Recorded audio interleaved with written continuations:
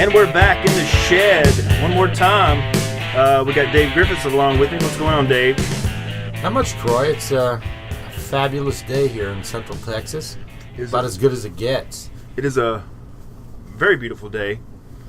And we have a very beautiful man in the shed with us. We've been trying to get this guy in here for a long time, and I'm happy we got him. He finally broke down. Broke down and said, well, what the hell? He saw us in the paper and saw we were actually doing something credible, I guess. Well, actually, I think he committed before it came out. I did commit before. That's true. Y'all would be thinking that, though. Yeah. It's like, oh, he didn't come in here to the paper. Well, I guess we should tell him this is Rushin Steele. Rushin Steele.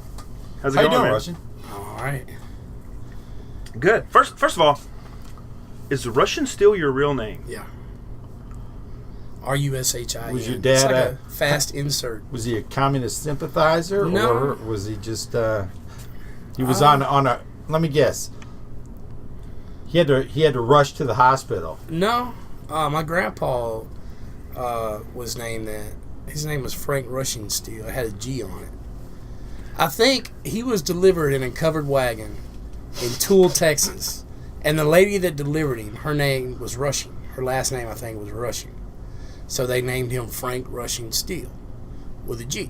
And then my dad had a G. His name is Rushin Steele with a G. And then when I came along, they just eliminated the G. And that's it. Then Ray is my mom's dad's name. His name is Ray Don Killingsworth. You couldn't ask for a cooler name, Rushin Steele. Well, I think if you had Killingsworth, that would be pretty awesome. And I saw your boot way before I ever saw you on Facebook. You had that for your profile picture. Yeah, the boot. I still got that. I just leave it. I change it sometimes. I'm like, it's a good avatar. Yeah. And, I had those boots for about, 20 years. When I started working as a welder, I went down to Red Wing, and they let me buy them on credit. Then I paid them off, and I had them. I wore out the first pair, steel toes or whatever. I was welding a lot on the ground and wore the hole right through the boot. And then when I got those, they were a little bit better. So long after I quit, I used them for everything, man. Can't beat those Red Wing Minnesota. The Red Wings. Shout out to Red Wing boots. They're probably about $500 a pair. I don't know. I used to go to Red Wing, Minnesota when I was a kid because my dad was assistant master brewer for one of these breweries in Minneapolis, and it was a really bizarre thing because there was Hams, Grain Belt, and Schmidt, and they're all competitors. But once a year they would have a picnic where they'd all go together, and we'd go to this park on the river in Red Wing, Minnesota, right down from the NSP power plant, and we'd play games and play baseball, and they always had coolers of beer and stuff and drinks. I was probably 12, but just go fish out a cold one out of the cooler. Yeah. But Red Wing's where they still make them. Really? Yeah. What's it's weird? It's an American product, brother. I always thought, I meet a lot of people that are from the North, are born and raised there, even the East Coast, Pennsylvania, different things. And I always think, man, it seems like it'd be really cool to be from there than it is here. Everybody ends up here, but, when you've been here, you're like, I'd like to go up there and try it out for a little bit, live through the snow and different things. I'm not moving back there. Really? No. I mean, that makes me think that it must be, maybe not quite what I've imagined over the years. It builds character, let me tell you that. But a lot of the people we've had on the show have been from up north, which is kind of amazing. They all kind of come to Waco or Texas, you know. Especially from Minnesota, there's this I-35 thing. It goes, all the way up to Duluth. That's where it ends. And a lot of them come south and never think about turning around. I didn't come here that way. I went via North Carolina, but... is there that much construction going on up there, too? They had a whole bridge that fell down. Oh, that's Yeah, there's some construction. I've read different things like Woody Guthrie, I think, went to New York for a little bit and stayed in a little apartment. And Bob Dylan did too. The different guys Greenwich, whatever you say it. Greenwich or whatever. Okay, then you got these other people that come from these little Midwestern towns and stuff like that. But I keep picturing myself being in some kind of city, like say in Minnesota or Boston or somewhere like that, and this little alley building that's about the size of this shed with a little cot and my acoustic guitar, and that's what I'm doing. Instead of being here where there's open cotton fields and corn and everything else, it's just odd to me. Well, you know, that I would want to do something like that when you got all this little bit more freedom. yeah, I would always encourage you to travel as much as you can, see as much of the United States as you can. I have, But always come back here. yeah. Well, it's cheap. Well, to I've live been here, off so. a little bit. I went to Alaska. Oh, nice. I hated it. Did you work on the pipeline up there or something? No, we just went up there for the hell of it. Oh. My dad took me when I was about 10 on a school bus. He bought a school bus from the Waco school system, and he put beds in it, and we drove a school bus to Alaska. And we hauled a 79 International Scout behind us. What's the name of the song you wrote about that? I haven't wrote one about that yet. I kind of blocked that out because it was so horrifying. You know, once you got to Canada, you know, I thought, well, you know, a little bit of Colorado. The mountains are scary. So that's kind of like that. I don't know if you ever read the book or saw the movie Into the Wild, but It's much like that. is it? Yeah, because there's places up there you could stop and never come back. Yeah, well, he did. We were on the side of a mountain. And what's weird is we went all the way to Alaska. I got bit by leeches and I got bit by mosquitoes and different things. It was very unpleasant. The mosquitoes up there could actually pick you up and carry you away. Fairbanks, Alaska, to me, was like Waco, but with mountains. Like the flea market at Waco. Yeah. It wasn't very... There wasn't a lot going on. There's not a lot of culture in Fairbanks. No, Anchorage would have been way better. Yeah, yeah. But when we come back, we were in Yellowstone, and we spent the night in Yellowstone, which is Wyoming. And we damn near died in Wyoming because a snowstorm came in, and it shoved the bus. The bus started sliding off the side of a mountain. Oh, man. And my dad made my mom drive the bus. He got in the little International Scout, and he told her to hit it to the right, you know, turn the steering wheel to the right. And he took that Scout, put it in four-wheel drive, and pushed the bus as they were slowly falling off the edge of the mountain and pushed us off back into the road. It was creepy. That's wild. Boy, you're lucky to be here, I guess. Oh, yeah. Yeah, Aren't we all? pretty much. Yeah, pretty much. But that was my traveling. It's always been to the west. Yeah. You know, I've never gone to California, but I've been to Vegas, you know, Montana, friggin' Yeah, we used to go out west as a kid. My dad used to. We had a pop-up camper, and then later we had a Winnebago. But we used to always just like take 2 weeks off. My dad got 2 weeks a year, you know. So we load up and we go to, you know, Glacier and Yellowstone and Grand Tetons and all these great national parks. And man, that was awesome. I didn't appreciate it back then, but that was incredible. You know, the main thing I remember about that entire trip was that I became infatuated with semi-trucks. And back then, they might have had them, I don't know, but I didn't have any. But they used to have the little toy semi-trucks, right? Yeah, you buy them at the truck stop Yeah, well, I didn't have one. or at the Texaco But station. I didn't have one, so I took clothespins and taped them together and put wire through them and stuff and made me a trailer and all that stuff. And that was my semi, was those damn... You never became a truck driver, though. No. All right. Well, Because, you know, you kept seeing these signs where no brakes and all this stuff, and then you'd see a truck jackknifed on the side of the hill, you know, in Purgatory, Colorado. And it's like, you know, that'd be my luck if I became a trucker. It'd be like, oh, you're going to friggin' Denver. Yeah. well, you're going to Purgatory. You're going to Purgatory. I've seen a truck in front of me coming towards me out here on Highway 6. I was going home probably about, I don't know, 10, 15 years ago when I lived in China Spring. And the truck was coming toward me. And I don't know if the guy fell asleep, but he went like this, and the whole truck just tipped over and went right in the ditch. Yeah, they're not as responsive as your Audi. No, not at all. And I was like, I kind of stopped for a second, but other people stopped to kind of help the guy. I was like, well, he's got help, but it was like it was almost a dream. I was like, I can't believe I just saw that. Oh, yeah, with something like that big, huge, does something crazy. It's So you ended up obviously putting down roots here in Central Texas. You born and raised around? Oh, well, I was born at Hillcrest. No kidding. Yeah, and then we went to Houston for a little bit. But my family's been in Texas since the beginning of Texas. Really? Yeah. It was like my grandpa fought in the Battle of the San Jacinto. Cool. He was the last one. His portrait hangs better in than fighting Austin. in the Battle of the Alamo, that's for sure. Yeah, well, he was headed to the Alamo. But it fell down before he got down there. So luckily... you might not be here, huh? He might not be. I might not be here, yeah. I think he was about 17 or 18, something like that. But he ended up in down there with Sam Houston. And Sam Houston rode his horse through part of the deal. Like in that movie they even showed where he switches horses. Yeah. That was Alfonso's horse. Cool. So this is a pretty cool little deal. Well, you got a lot of Texas pride then.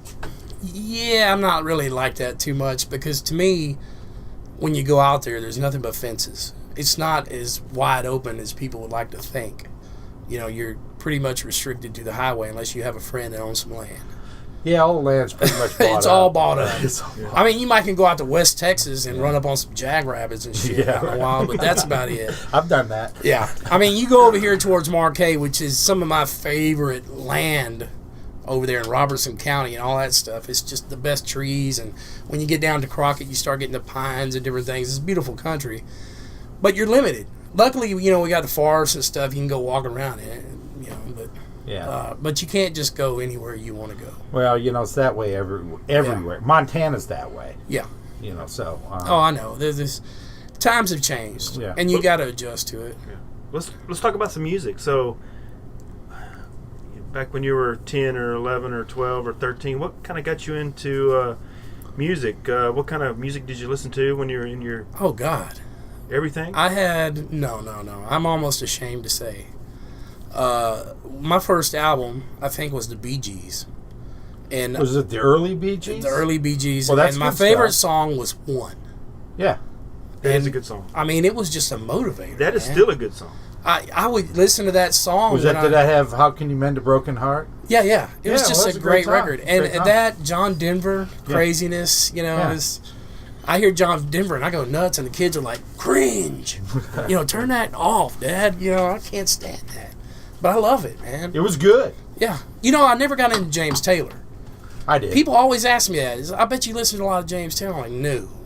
I never listened to James Taylor. When that Fire and Rain came out, I was young, but that's I got turned on to that when it came on.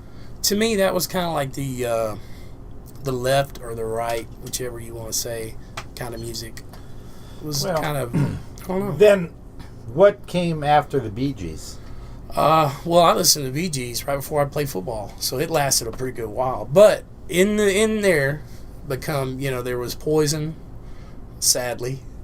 There was White Pretty Snake sad. and Guns N' Roses. Yeah. And Alice in Chains and Soundgarden. Oh, man. Getting better. Yeah. Yeah, and Merle Haggard and George Jones and So you Hank obviously Williams and all that had stuff. this- I had a big mixture. You split off at some point, and maybe not split off, but you started taking on appreciation of some of the country style. Yeah. Well, I played in a few country bands because I just wanted to, I wanted to play in a band.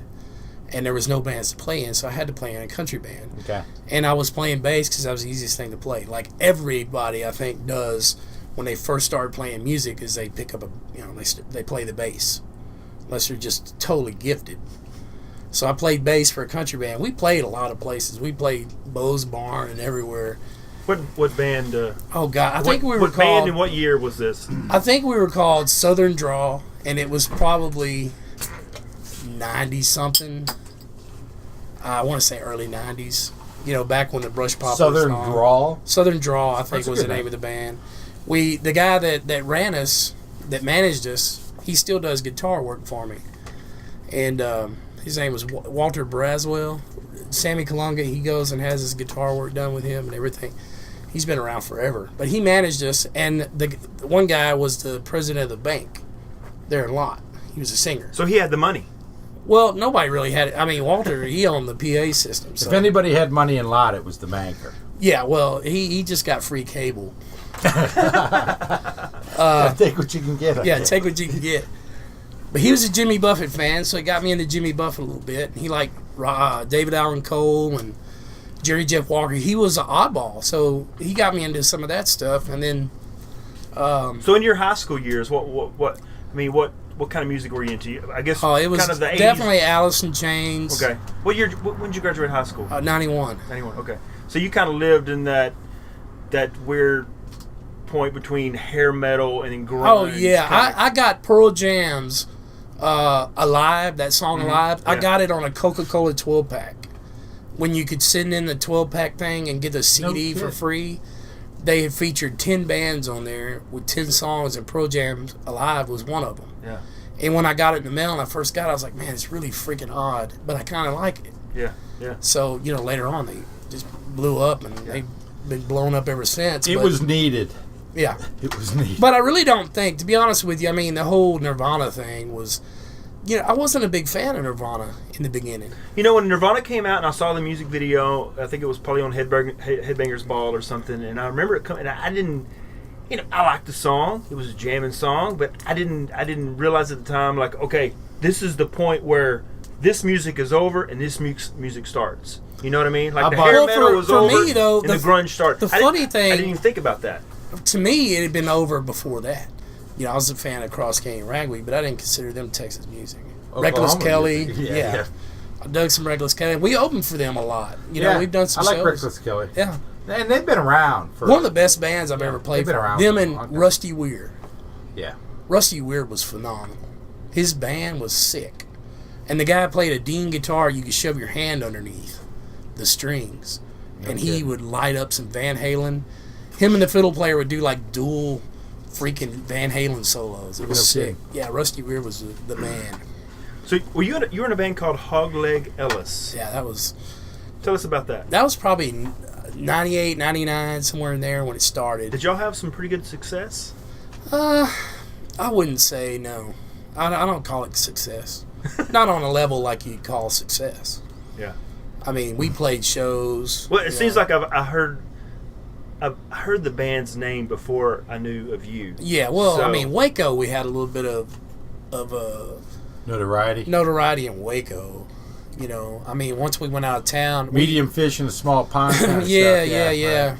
I mean, it wasn't. I mean, we played some cool shows. We played the Super Bowl Bash in Houston, Texas. When I think it was, I don't remember what Super Bowl it was. It was like 2005. But we went down there and there was like 50 Cent walking down the road and everything. And it was like Sammy Hagar was playing the show, some other people. Shit.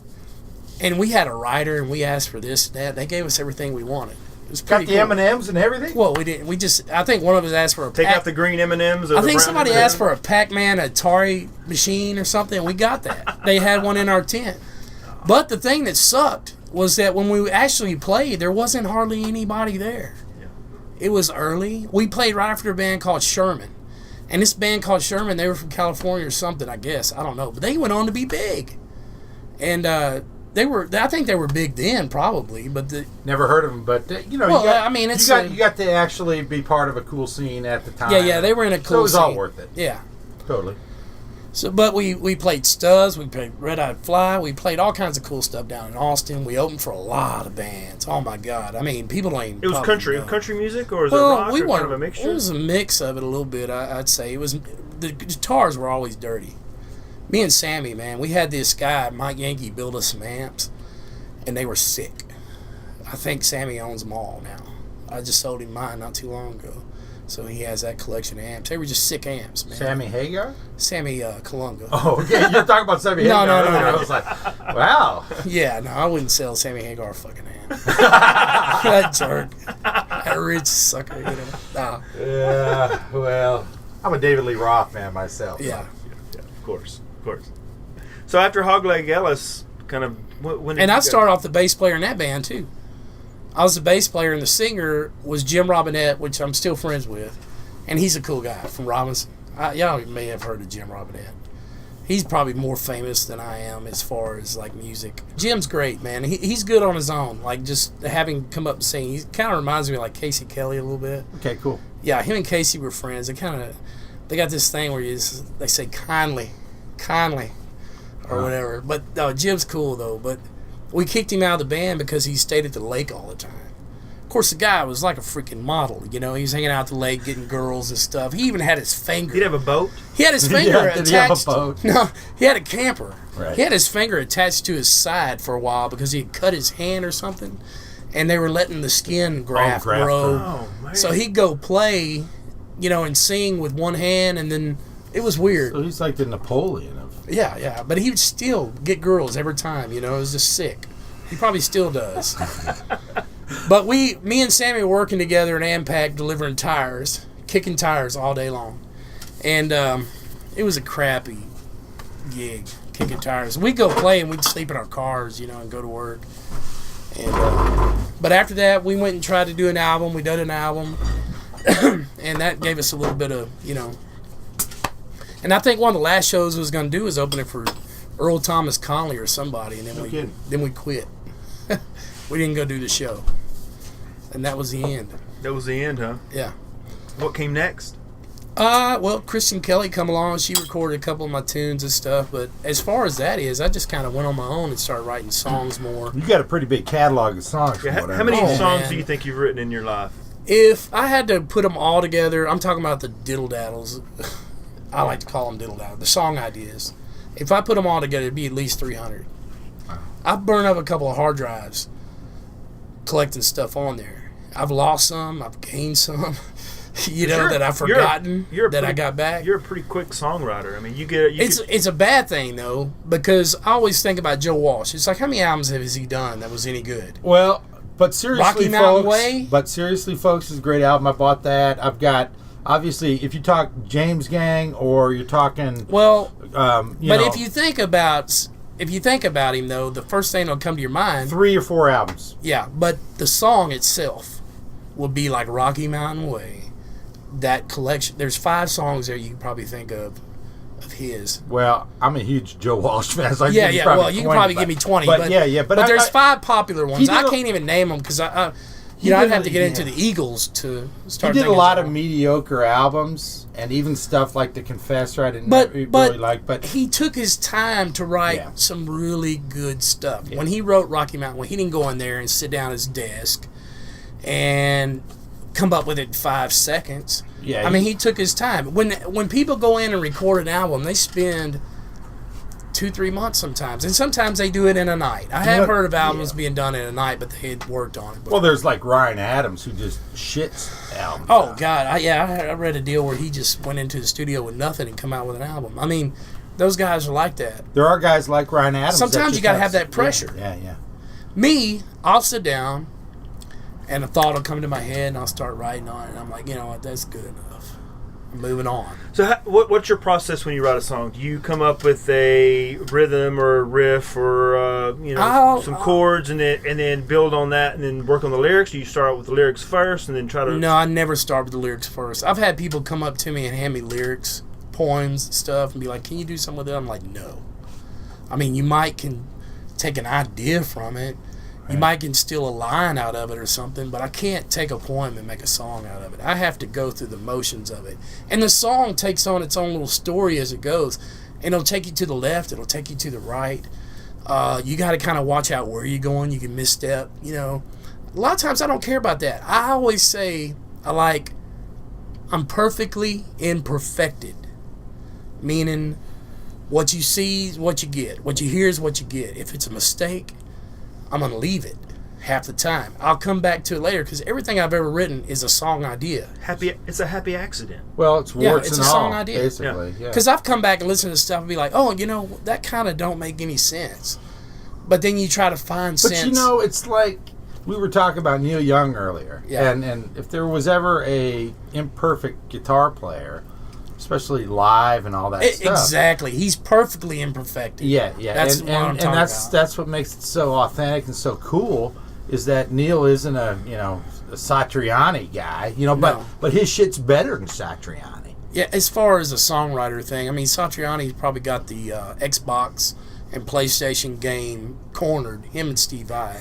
Every time I hear the kids playing a game, I'll hear some surfing with the aliens. I like the nasty, even maybe slightly out of tune. Yeah. You know what I mean? Yeah. Neil bends. I don't think you ever see somebody walking down the road listening to Joe Satriani as far as that would be concerned, unless he was just an Ibanez playing guitar shredder type of dude. And that's cool. If that's what you're into, I'm totally for that. And I'm not slighting Satriani because he's obviously he's insane, incredible guitar player. It's not really my cup of tea. No, but I'm not going to discount the guy because I know a lot of people that would say, well, it's only because you can't play like that. And I can't play like that. No. But I don't 99% of guitar players can't play like that. I always like if you sit down for 8 hours a day and you were motivated to do it, and you had it in your heart, you could. No, I guarantee you could. Yeah. Still couldn't do it. You could work on it. I couldn't do it couldn't because do I couldn't it. sit down there, but my fingers don't move that fast. I think you can do anything, man. I've got that kind of view in my head that if you put it together, you can do anything. I could lose weight if I wanted to, but I could it's too. tough. But it's hard easier with to drink these beers. Yeah. Well, it's funner. Yeah. And would you want to sit there 8 hours a day and just study the hell out of that? I mean, that would be the tough part to me.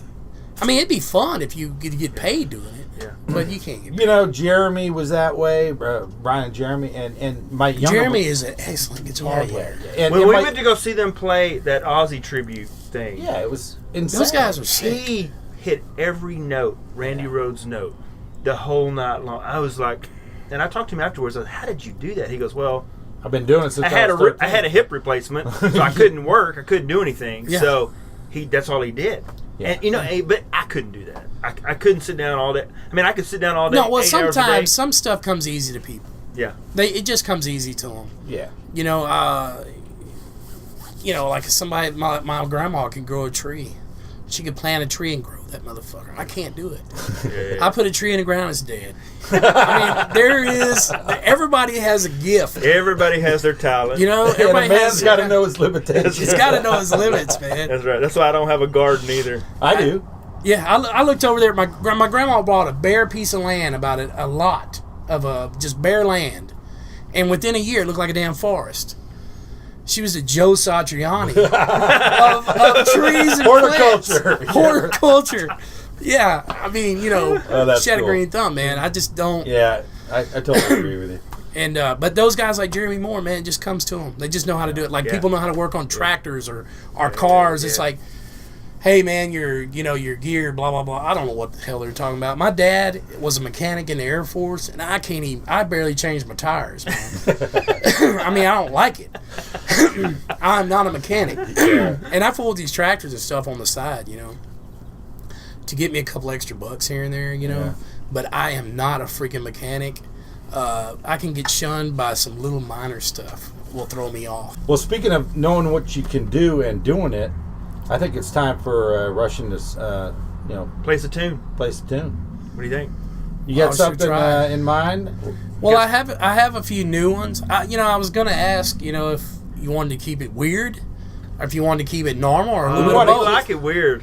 Okay, this song was kind of inspired by Kurt Cobain and his suicide. I don't know if he was a fan of God or anything, or when you're on heroin, you're probably not a fan of anything but heroin. But I kind of thought about that when I was writing this tune. It kind of fed into it. So it's a little bit of a weird tune, not too weird, but a little bit. We like weird. Yeah. Hope I can get through it. Me too.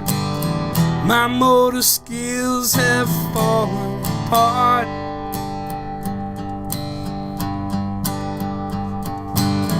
I blame the drugs and the alcohol.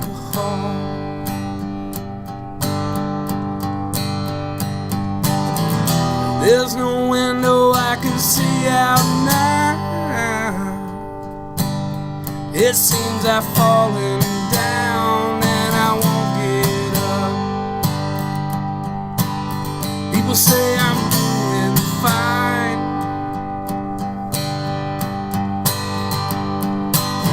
They'll come and see me when the timing is right. But they've already tried, they've already lied. No one can save me but you. God, you. No one can save me but you. God, you.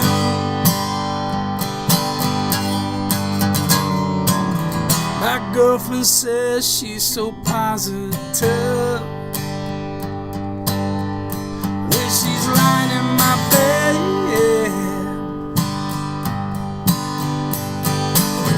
But all she does is tell me lies from inside her head. She says I'm doing fine.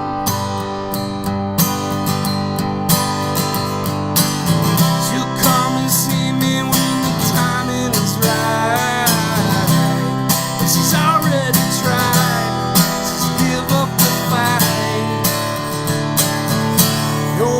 can save me but you. You got you.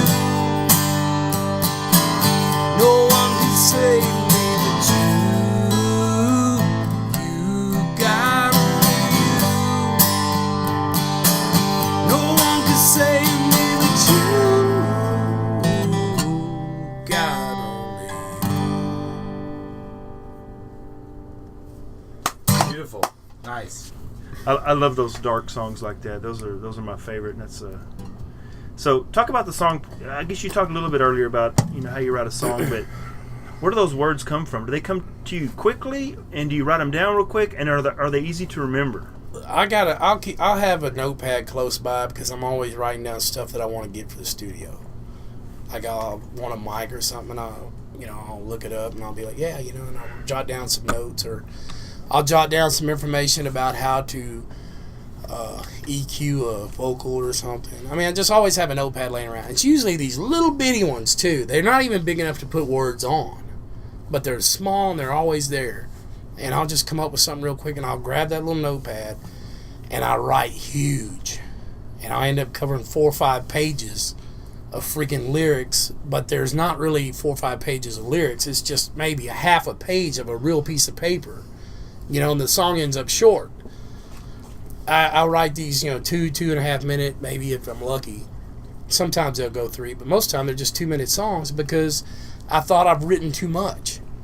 And then when I go pull all the pieces of paper apart and start putting them together, it only made a 2-minute song. Well, there is something to be said for brevity. Yeah.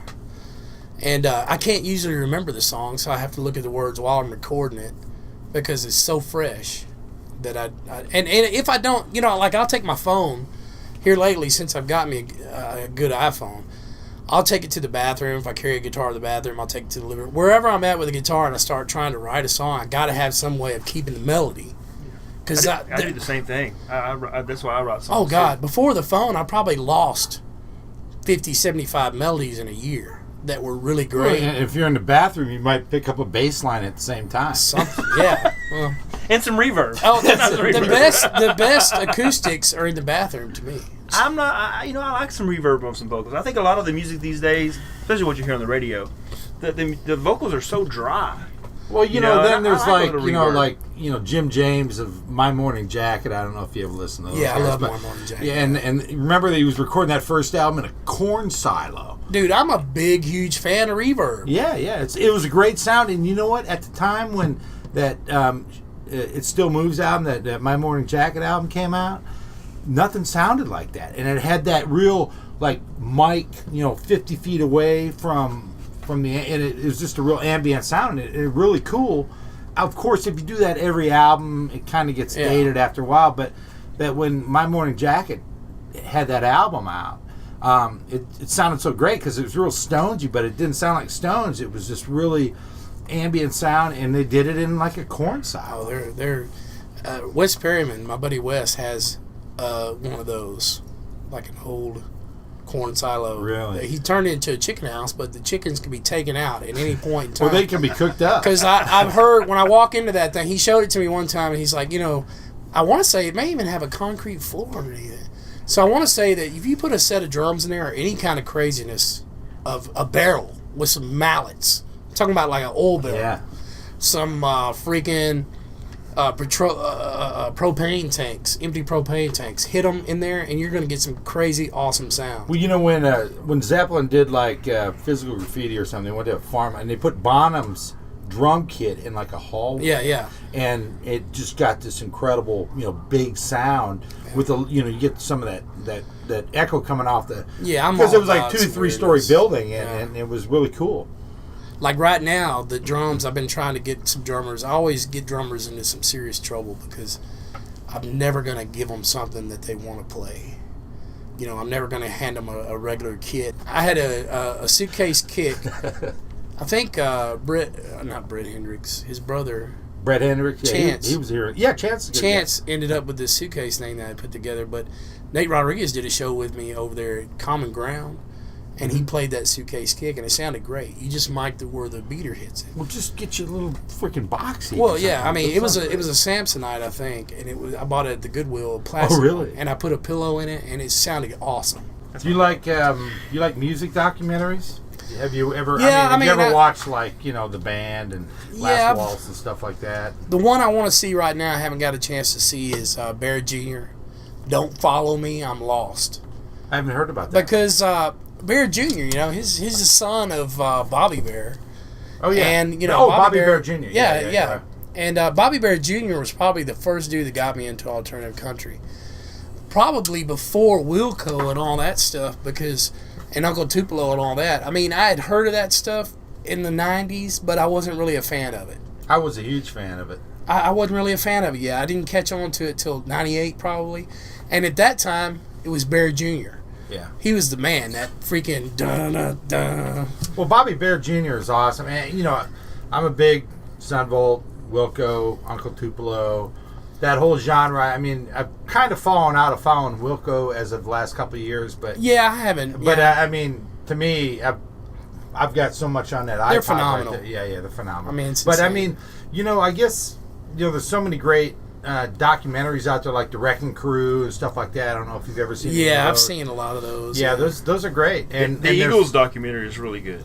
I like the ones though. I like the documentaries to where it's really raw. Yeah. Like the Eagles stuff, they're gonna all be like freaking. They're accountants and stuff. They're businessmen now. I mean, they're getting their harmonies. They're getting their harmonies right. Bear Jr. is like Henley and Fry are assholes. Yeah, that's what we all learned from them. Yeah. But like this Bear Jr. documentary, somebody told me, he's working at like an airport.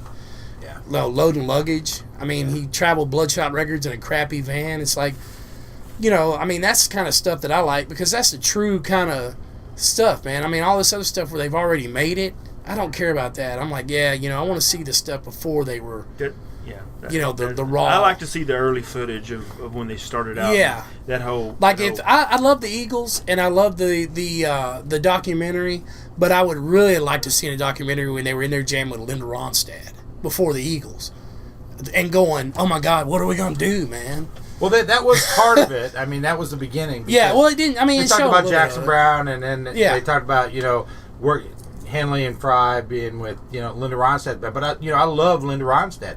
I love Linda Ronstadt probably. I heard a cool deal the other day. If you're into the audio stuff, this is for the audio nerds. They were doing it was like an interview with this guy that's a recorder. He recorded Linda Ronstadt, and he has these crazy speakers, that he paid a lot of money for. And the bass was real boomy, and he thought, the bass is going to be crazy. So he goes to have it mixed down, and the guy at the deal, there was no bass coming through where they went to have it mixed. And he's like, holy hell, he's talking to the other guy that did the recording stuff. He goes, we're fucked, this recording has no bass on it. And they're looking at the guy at the mixing table. He turns around, he goes, dude, y'all hear all this bass? They had gotten adjusted to their speakers at their studio. When they went to this studio, they didn't know the speakers, and the guys like, the bass is phenomenal. They just didn't know it. You talking about Injustice for All, Metallica? No, this because they know. I don't even remember the album, but it was one of Linda Ronstadt's first albums with the Eagles playing on it, and it was like it had the greatest low end. And they pre-Eagles playing. Yeah, that's the hardest part to record. Is the Don bass. Henley's a great freaking bass guitar drummer. Sick drummer. He's a great songwriter. He's a great singer. Yeah. He's just an asshole. Yeah, well, they all are. Those two guys deserved the money because they wrote the songs, man. Don Fielder is still a Don great... Don Fielder is the best guitarist ever in that band.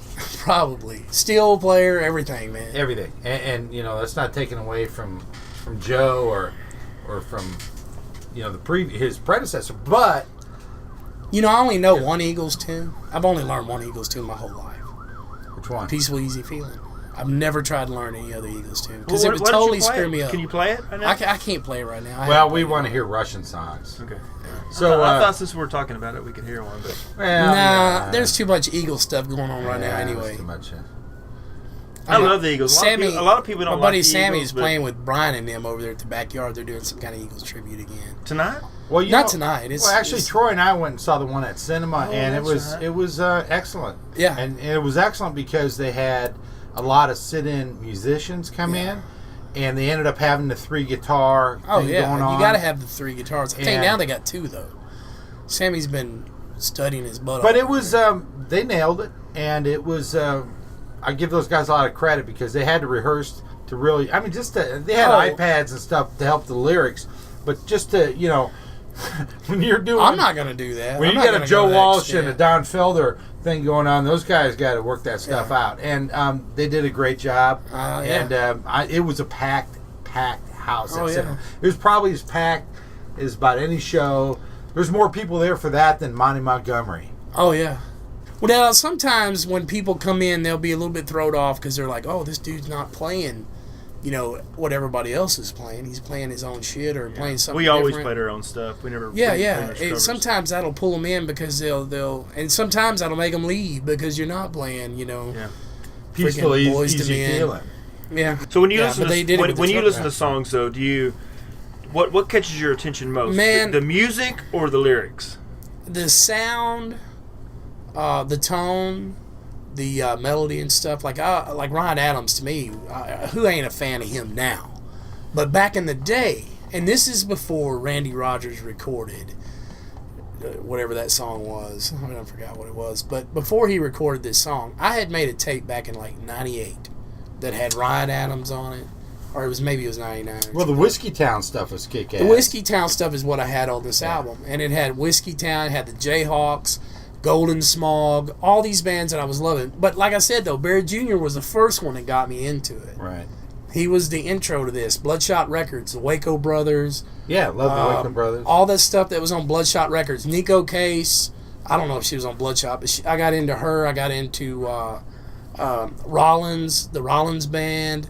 I got into all these kind of oddballs. Now that music has become kind of cluttered with this weirdness of like steampunk or something. They're all wearing Dust Bowl shoes and freaking curly beards and shit. Well, but the Avett Brothers were still... They're still kind of in that, but they got some cool songs. They got a couple of cool songs. They got But I'm a big fan of Butch Walker. Yeah. I've always been a big fan of him. I'm a fan of Chris Robinson from the... Yeah. I like him now that he's by Chris Robinson himself. from Black Crowes. Yeah. I like him now that he's by himself probably more than I do anything. Mark Ford, huge fan of Mark Ford. Right. I love that album that Black Crowes did with Jimmy Page back in That's 15 years that's ago. good stuff, man. Yeah. I've got it. My favorite That's awesome. Crows song is Appaloosa. Appaloosa. I love the Black shit Crowes. like that. One of my favorite bands. Probably a very underrated band Yeah. for sure. Well, if you can catch me somewhere between rock and country, and country mainly because I grew up in the country, but it's not country. It's not that. It's just roots music. Country to me is like Garth Brooks, and I hate Garth Brooks. I cannot stand that kind of country music. I'm not a honky tonk country. Yeah. What I hate about the country music is the fake twang. They try to try to over twang. They over twang themselves, and then when you go to the bars where they play that stuff, every woman there has dated every dude there, and the dude usually don't have a ride. And he has a picture of a truck 4-wheel drive jacked up, but he don't actually own it. So you got all these women out there two-stepping with them, and they're dating each other. You go to the Melody Ranch, you're probably going to get VD from every one of them. So there. tell us how No you really offense feel to about it. country music. I mean, I've played dance halls and stuff like that, dude. And I just, oh my God. I may be salty about it. You're salty. I'm salty about it a little bit because it is frustrating because you got all these people who are like sheep. They run into these places like, oh no, so and so is gonna be here. And I'd be like that. I might be like that towards somebody like Mark Chestnut. I'm a Mark Chestnut fan. I dig Mark Chestnut. I would go see some old dudes like Ronnie Millsap or some shit. I would definitely go see that. There you go. But I'm not going to go up here and see... Well, don't talk any shit about Billy Joe because we're trying to get him. No, in the I show. don't. Yeah. Billy Joe, man, last time I seen him, this is bad, but last time I saw him was over there at the new hospital, the new Hillcrest. Right. And he was sitting there in serious pain in a wheelchair because he was having his hip operated on. And there was nobody there. I mean, I think there was an older lady there. It might be Last his time you sister. saw him was where? At the liquor store. Right. So Now, I do got a cool story about Billy one time, though. I went over here when they still had Backstage Pass open. Right. And when I walk in, everybody in there was stiff as a rail. Like there was like somebody was robbing the place. And I'm like, what the hell is going on? The owner, and Yeah, I know those they're guys. all sitting there and they're like just not moving a muscle. And this wasn't too long after, he had shot a dude and got away with it or whatever.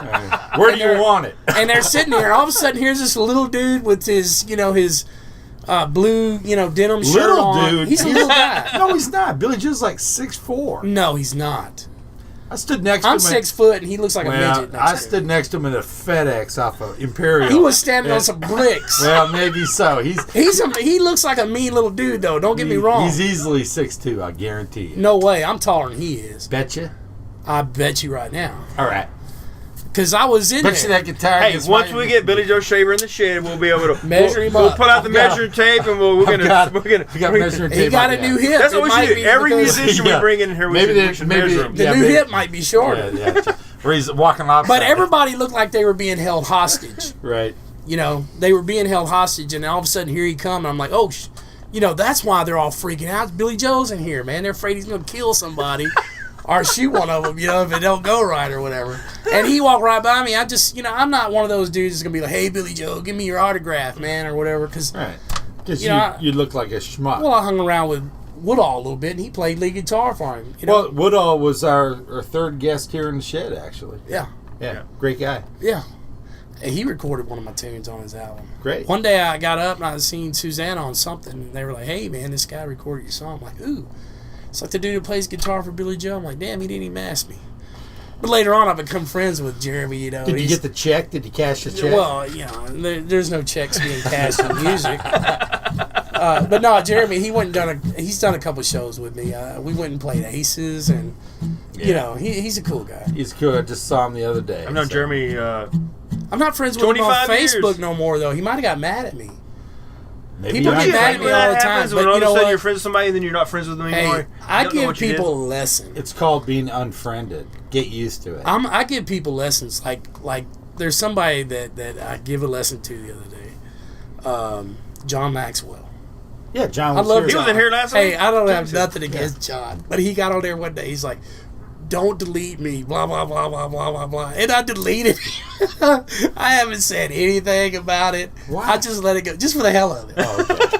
And I've talked to Isaac. I went and done the Isaac show. Nobody said anything about it, man. I'm just nobody's leaving going to it. notice. They gonna don't even notice. Yeah. Nobody gets butthurt over that. But I'm waiting for him to get butthurt. I'll tell you a story after we're done here, but about some of that stuff. But let's keep going. But yeah, I don't have anything against John at all. But I don't want him to know that. No, we went out. Well, He he's might gonna know know it it now. We went out to the bar and had a great time, and I liked the guy, and we're going to hang out again. Well, let me tell you what started my little thing with him is they wanted me to come play bass for the Lost Roaches there for a whole minute. I'm not a bass player. I'm not a guitar player, really. That was You know, your as far first as- job in like 2 bands, so yes, you are a bass player. Well, not like that, though. Okay. And then when I went over there to do it, John, the first thing he said is like, Isaac, I want everything to be perfect. And the first thing that come to my mind, dude, is I'm very self-conscious about stuff. It's like, this guy don't want no fat guy in the band. He wants it perfect. So I'm like, I'm not even going to be interested anymore. I'm kind of losing my self-esteem and shit. My playing is going to suffer. And then Isaac comes over there and capos shit. And that's the worst thing you can do for somebody playing bass. It's like I learned all this bass stuff in the regular key, and he capos me. And I'm like, I'm out, dude. I'm done. We had a gig like a day after that, and it was at... You can't capo a bass? Yeah, you could, but it'd be But you're embarrassing. gay. Yeah. So they got this gig at like one of them cantinas or something, man, and I'm like, oh, God, I'm going to be screwed. Luckily, it rained. So the gig was canceled. So I'm like, God is looking out for me sometimes, man, or something. Is looking out for me just a little bit when it comes to music, because I would have made a complete ass out of myself.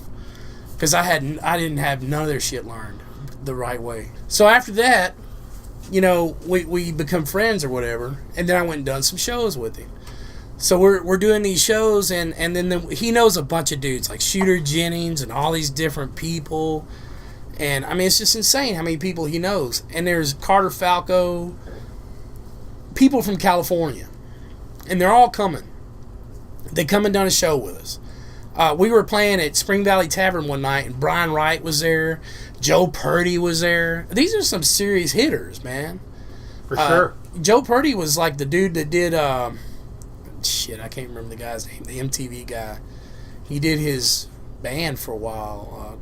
Carson Daly. Yeah. And Joe Purdy's played, done shows where Pete Townsend showed up, man. I mean, he's a serious songwriter, but he's one of them steampunk guys too. Well, Pete's my he hero. plays with gloves with no fingers and stuff. Right. But Carter comes out, and I'm thinking, man, all these guys are doing stuff from California, man. They're all doing things, and here we are in Waco, not doing shit. We're playing this bar and that bar and all this other stuff, and it's just not going anywhere. So I went home and I wrote a song about it. And it's the Ballad of Chapter 11, because we were sitting at Chapter 11 discussing this shit one night, getting drunk. It's like the worst bar to get drunk at, and the best bar to get drunk at. Love Chapter 11. So I wrote this. Haven't been there in 15 years, but yeah, it's where I kind of met my wife. But really, kind of not. Well, now we know what your wife is like. No, I was just kidding. Yeah, barfly. Edit that out. No. Edit that out. No. But yeah, so I wrote this song about that because all these dudes from California and everything. Okay, this is the tune that I wrote for. I didn't write it for Townie, but it was inspired by hanging out with Townie and some of his friends from California, like meeting Joe Purdy and Brian Wright and all those dudes. And I thought, man, them guys are doing stuff and I'm not. We're not.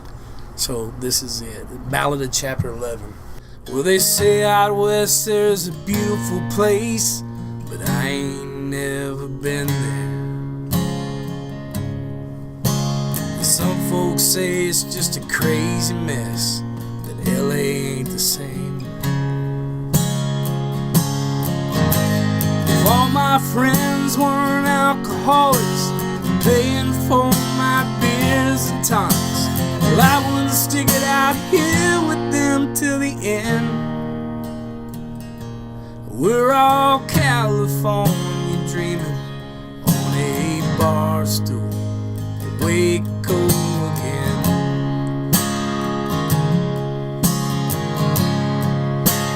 Yeah, and sometimes I ask myself why some things never change. I ask my bar stool buddy, where's my claim to fame? And this is what he'd say.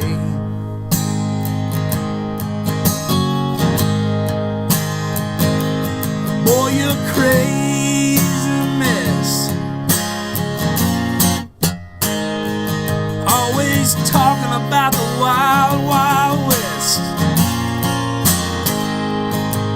And if you weren't such an alcoholic, paying for my beers and tonics, well, I wouldn't stick it out here with you till the end.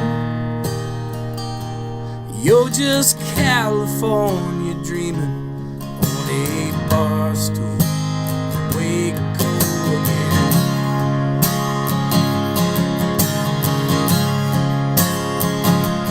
Yeah, now everything is perfectly clear. Waitress, bring me another beer.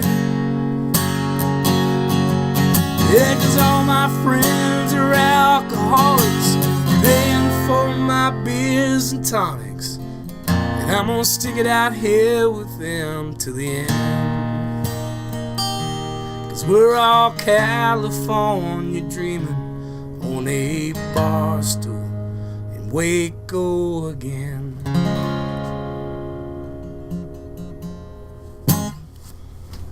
Woo! Beautiful. Hell yeah. Rushin, we want to thank you for being Yeah. in the shed tonight. Man, we've been wanting to get you in here for a long time. I dig your music, man. I dig your voice. I think we're done with the show for the night, and we really appreciate you being here, man. All right. Take it easy. Yeah, I will. And we'll see you guys next time in the shed. In the shed.